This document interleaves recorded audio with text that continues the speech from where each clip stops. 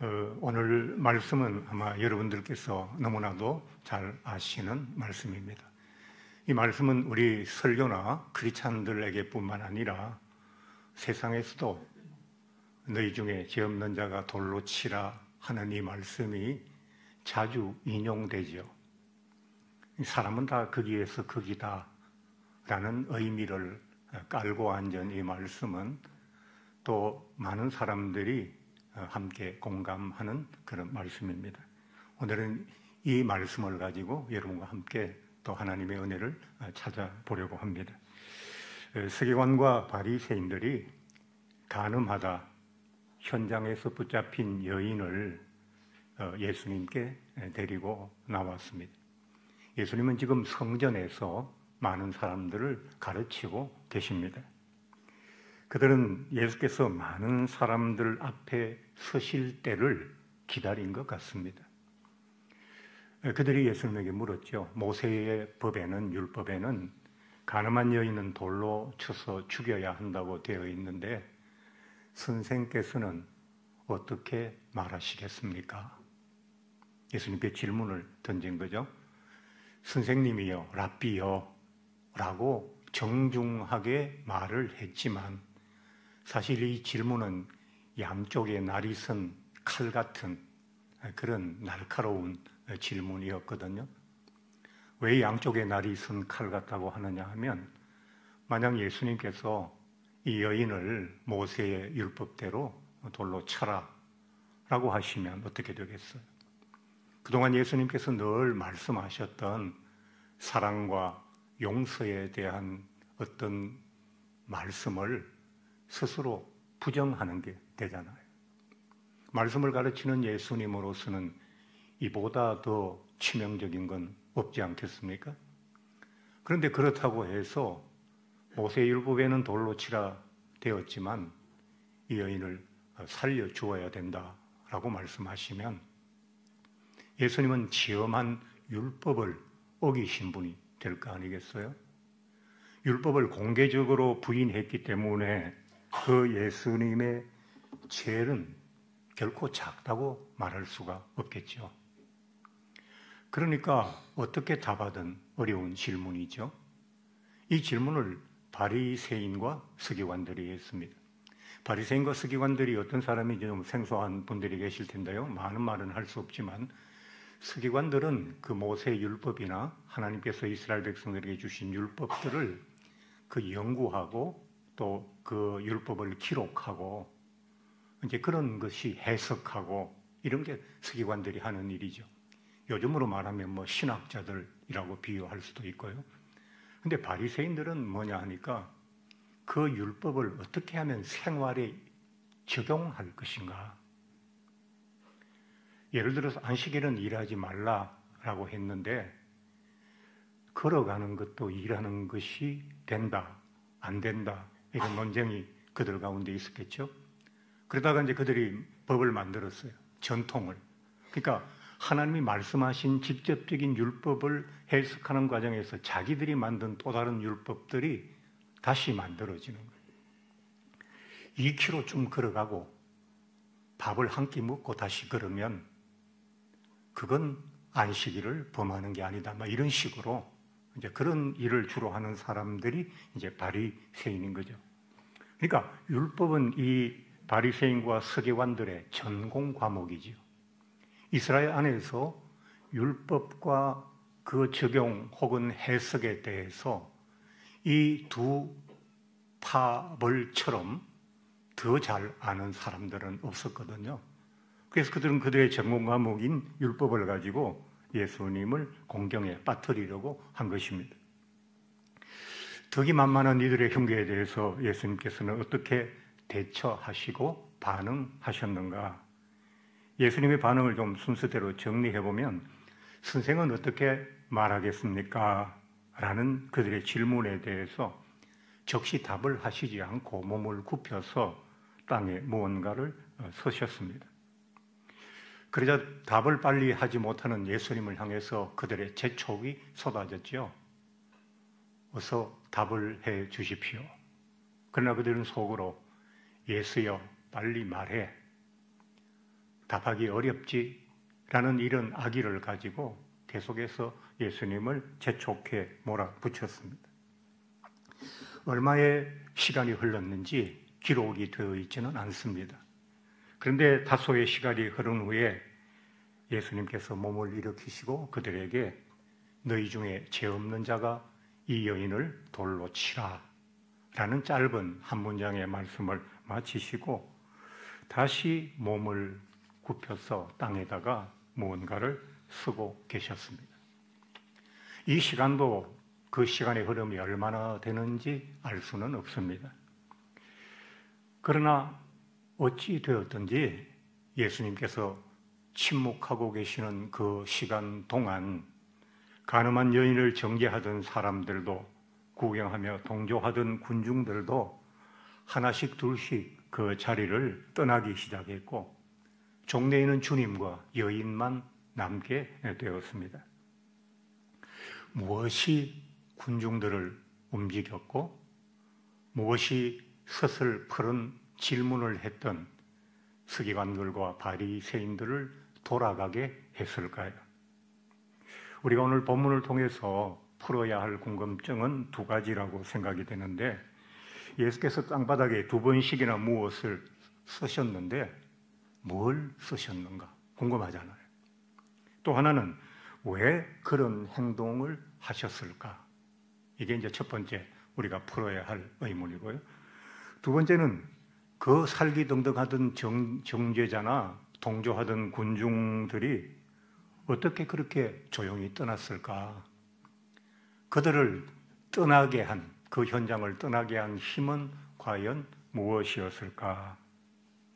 이걸 찾으면 하나님이 우리에게 주시는 어떤 교훈을 찾을 수 있을 거라 생각이 됩니다. 먼저 예수께서 땅에 두 번씩이나 무언가를 쓰신 것에 대해서 이제 생각을 해보겠는데요. 예수께서 무엇을 쓰셨는지는 저는 제 생각에는 중요하지 않다고 생각합니다. 만약 그 내용이 중요했다면 당연하게 성경에 기록이 되어 있겠죠. 근데 기록이 없습니다. 그러면 예수님께서 왜 땅바닥에 무엇인가를 쓰시는 동작을 하셨는가? 어떤 성경학자들은 그런 얘기를 하죠.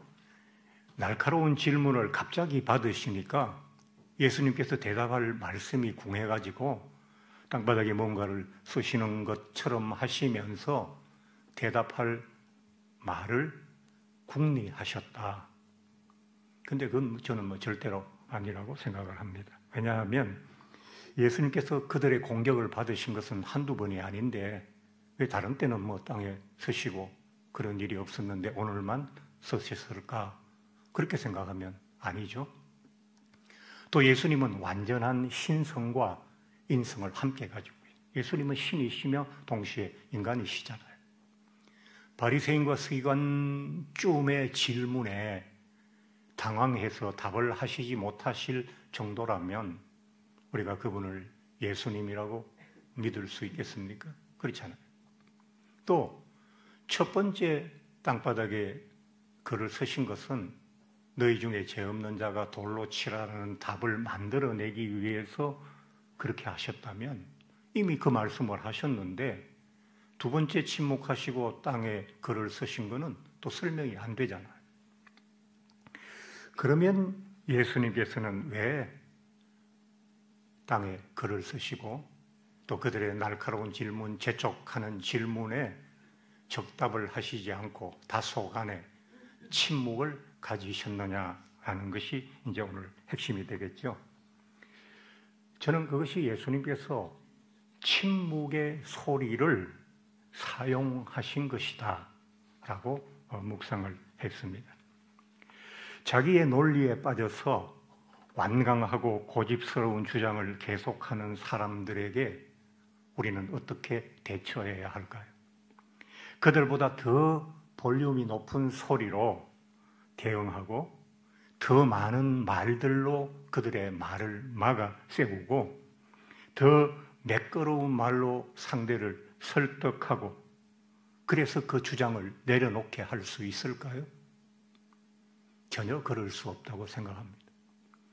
뭐 다른 건 뭐 비교할 것도 없고 여당과 야당이 논쟁하는 모습들을 한번 보십시오. 꺾이지 않고 점점 더 거세지잖아요.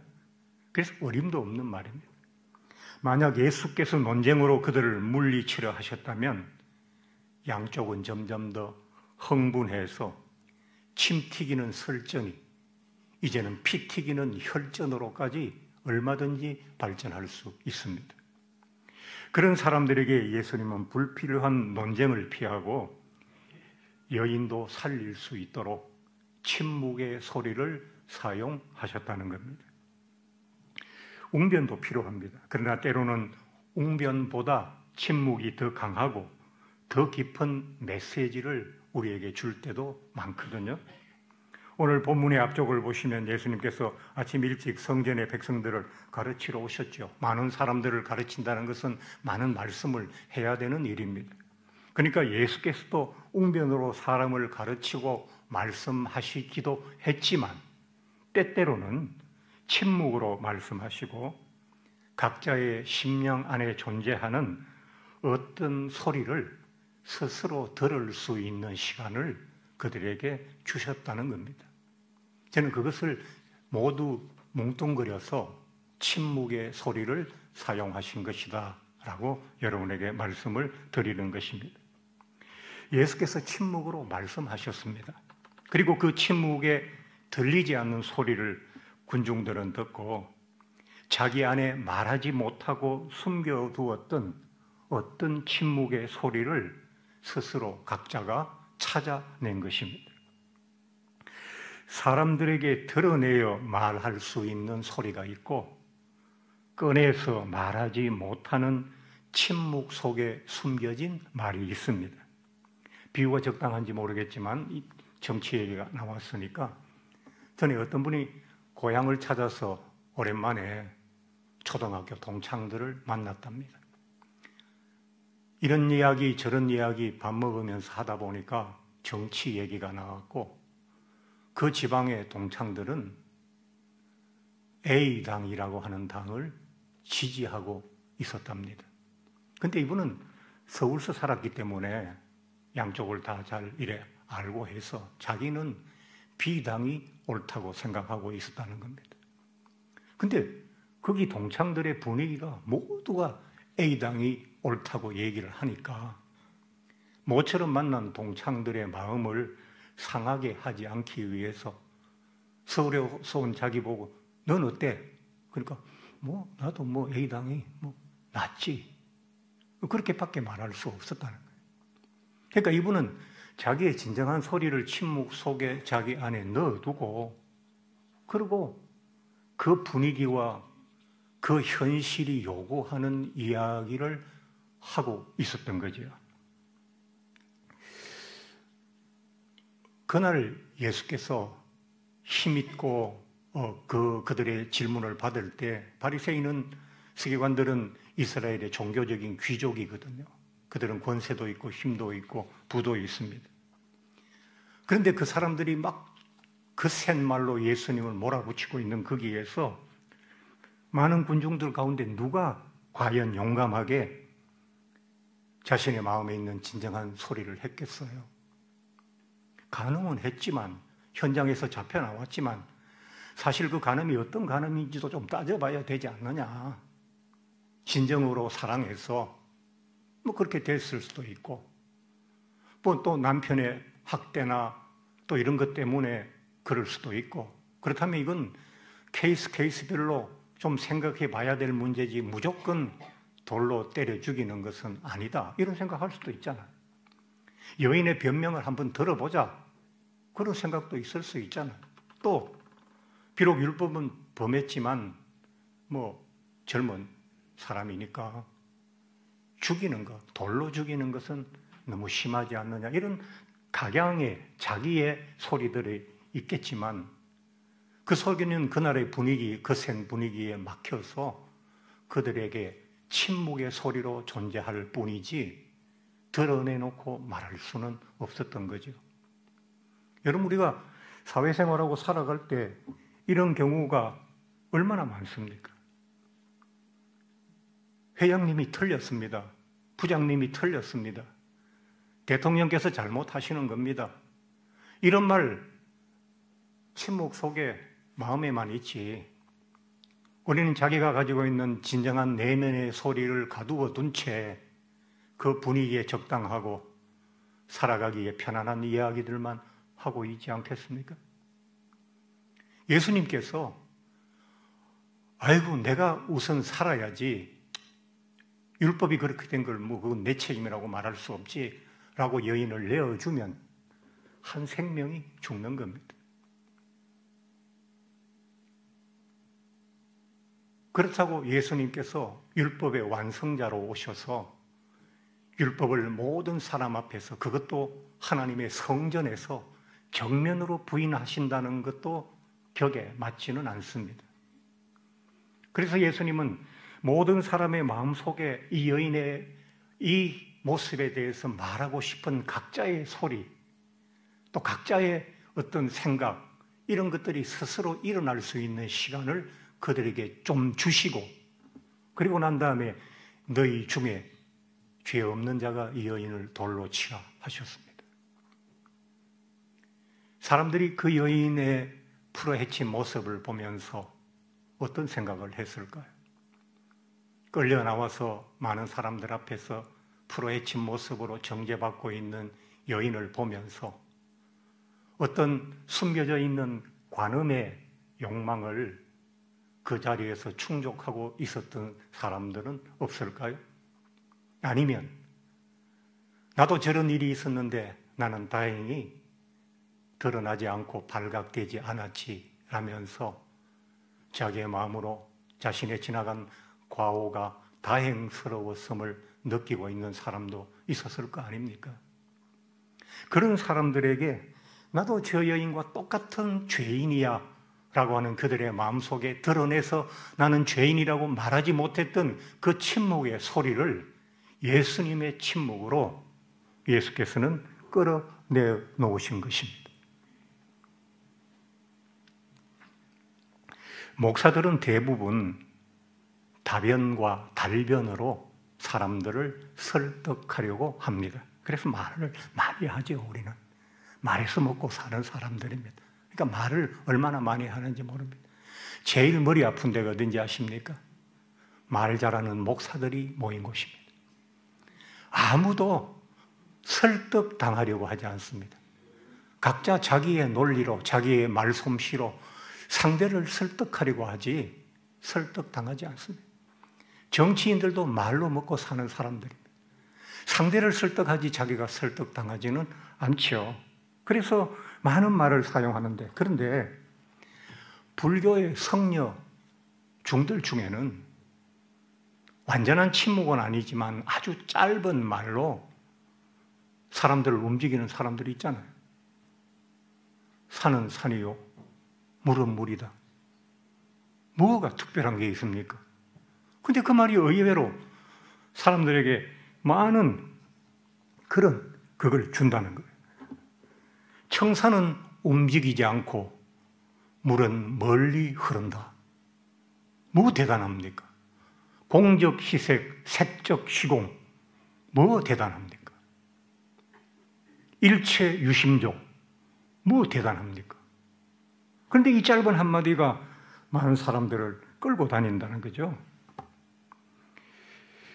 수없는 주장과 많은 말은 우리의 판단을 흐리게 하고 정신을 혼미하게 할 때가 너무나도 많이 있습니다.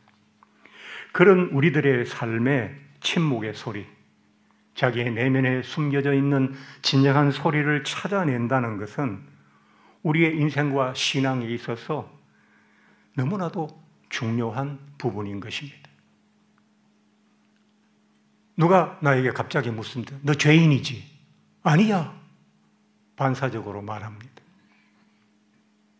그러나 집에 돌아가서 하나님 앞에서 곰곰이 생각해보면 나도 예수님의 십자가가 너무나도 필요한 죄인일 수밖에 없다는 내 마음속에 숨겨져 있는 침묵의 소리를 스스로 들을 수 있지 않겠습니까?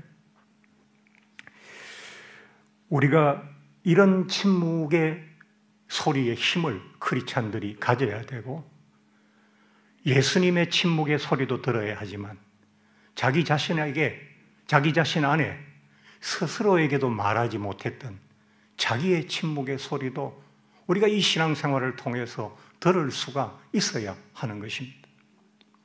그러면 이런 침묵의 소리를 들을 수 있는 내공이 어떤 사람은 자기 안에 자기의 진정한 소리를 들을 수 있고 어떤 사람은 왜 못 듣느냐, 그 차이가 무엇이라고 생각합니까?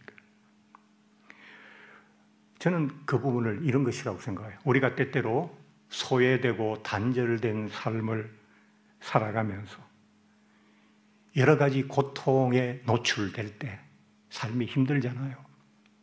그런데 그 고통스럽고 소외되고 단절된 삶의 무게를 나 자신의 것이라고 수긍하고 긍정하고, 이건 내가 짊어질 내 짐이 아니야. 나는 얼마나 괜찮은 사람이고 얼마나 열심히 살았고 얼마나 최선을 다했는데 내가 왜 이런 현실 속에서 살아야 돼? 그건 비명입니다.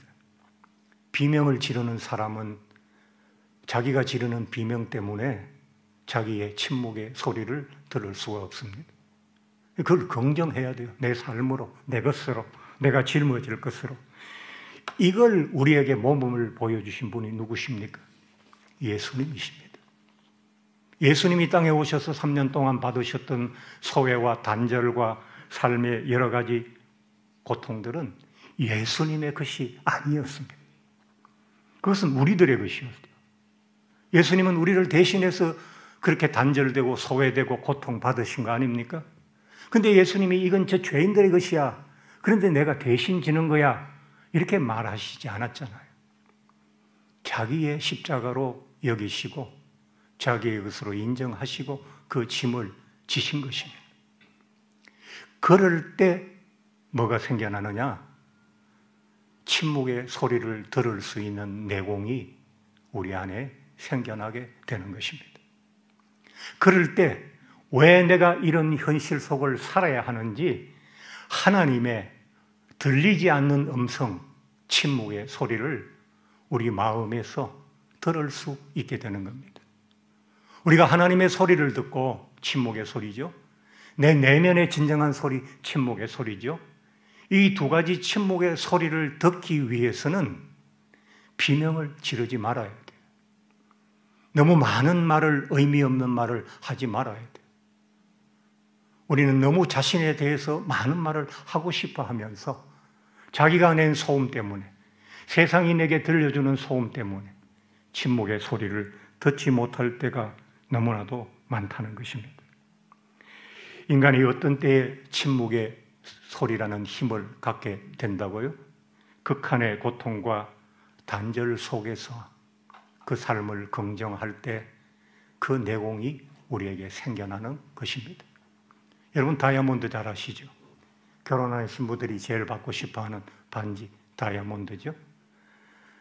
다이아몬드는 지하 10만 킬로 이하의 그 깊숙한 곳에서만 만들어지죠. 그리고 온도는 2000도라고 하는 뜨거운 온도, 그 깊은 곳. 그래서 4600킬로바라고 하는 압력에 수천 년간 갇혀 있을 때 다이아몬드가 만들어지는 거거든요.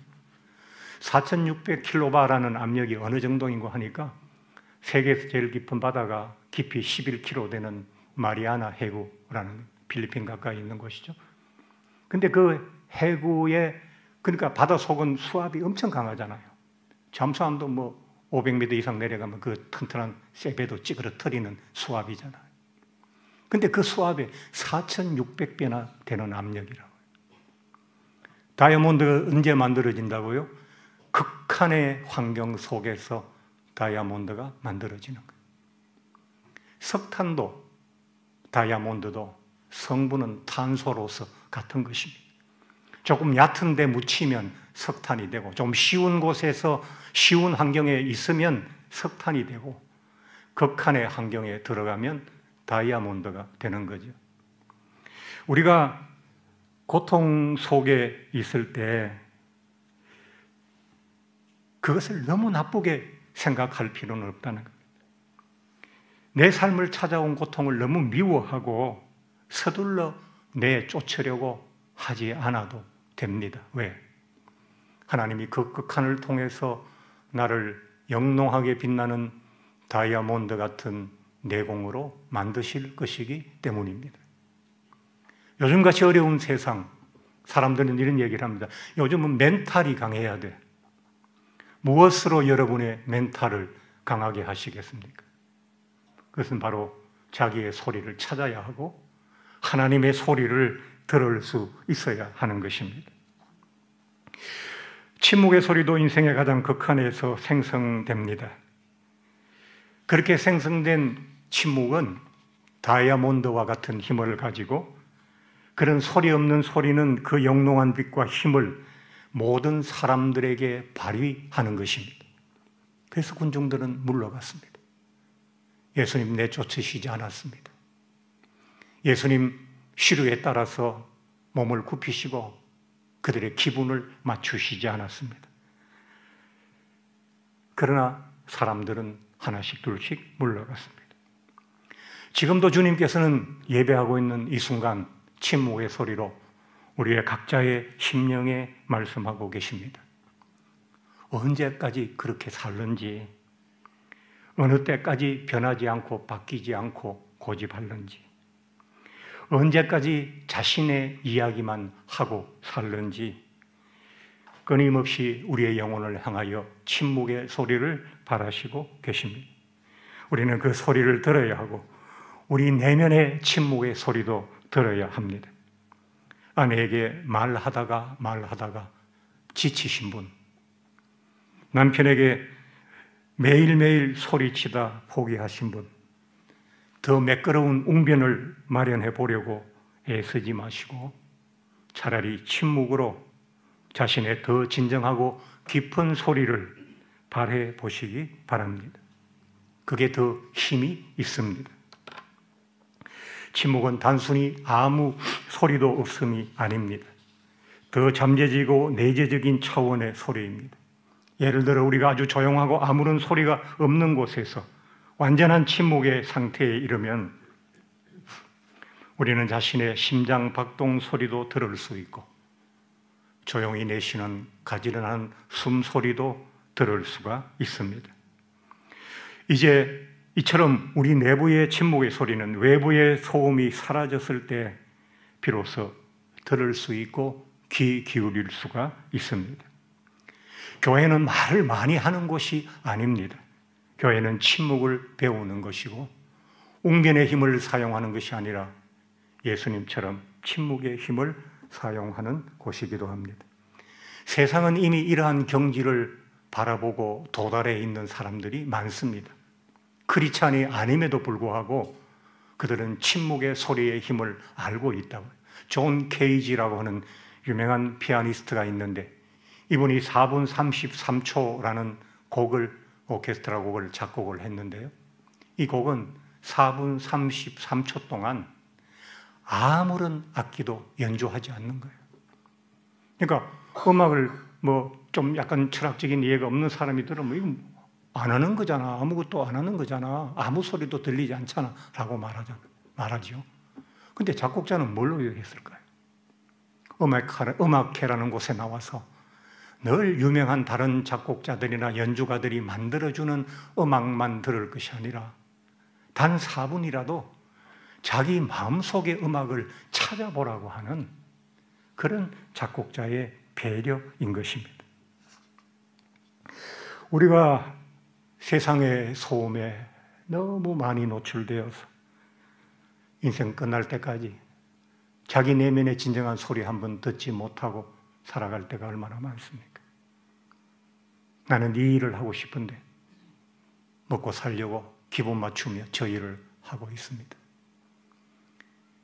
이 사람에게 이 말을 하고 싶은데 그러면 관계가 깨어지고 결혼 생활이 파탄 날까 봐 마음으로 깊이 사랑하지 않으면서 그러나 함께 묶어두고 있는 그런 결혼 생활은 또 얼마나 많이 있습니까? 우리는 자신의 침묵의 소리를 찾아야 하고 하나님의 침묵의 말씀하심을 들어야 합니다. 많은 지식이나 많은 말이 우리 삶을 구해내는 것이 아닙니다. 모질게 내 삶을 파고드는 삶과 현실을 그윽한 침묵으로 긍정하면서 자신 속의 소리를 찾으시고 하나님의 음성을 들으시는 그런 여러분들이 다 되시기 바랍니다. 하나님께서 여러분의 소리를 들려주실 줄로 믿습니다. 예, 말씀을 생각하면서 우리 함께 찬양하겠습니다.